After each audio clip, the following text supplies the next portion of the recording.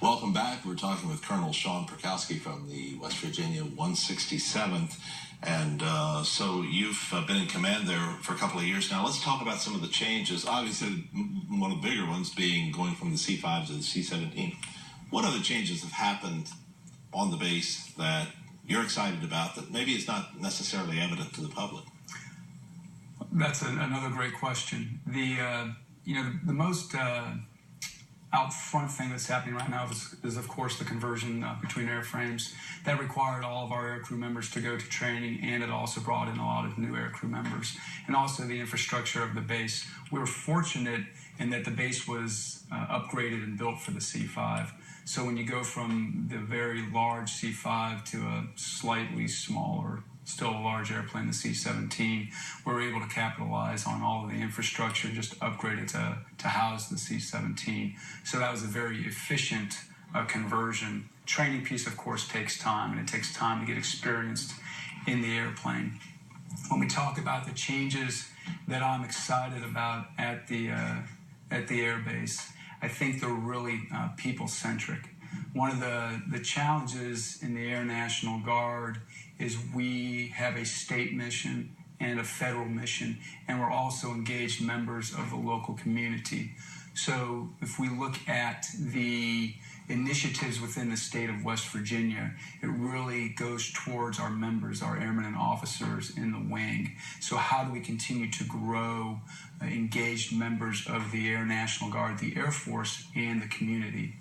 So the Air Force core values service, integrity, excellence. One of the challenges and the great opportunities in being leadership at the wing is how to continue to instill that in our members in the wing. So when I look at the exciting future, I really look in the eyes of the folks that I work with, the airmen and the officers. And I can tell you there's some just amazingly engaged members of the community there doing their best in service to this great nation of ours, the state of West Virginia, and serving each other. You mentioned there's a mission for the state and federal. Let's talk about some of the things that you've been involved with in regards to responses in emergencies. Another great question. The most recent, of course, are the floods in central West Virginia. I know we've seen the imagery, and it's very stark. I had the opportunity to we had the opportunity to deploy many of our members down there to help out with the effort in central West Virginia.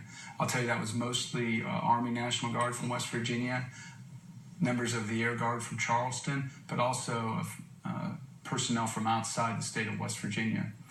When we moved our members down to the central counties in West Virginia, it was how to support them, how to get them deployed to do what we needed to do to help those citizens of West Virginia. In the eastern panhandle, the large snowstorms we've had, the ones in the recent past, 2010 with Snowmageddon, we were all very deeply involved in that effort also. Right. And then as far as federal, there's certainly been many overseas missions that you've been involved with. We continue to fly. We have a state mission, we have a federal mission as a reserve of the United States Air Force. So in that federal mission, we work with the United States Air Force to operate these airplanes as they're meant to operate worldwide, and that's what we do. All right, very good.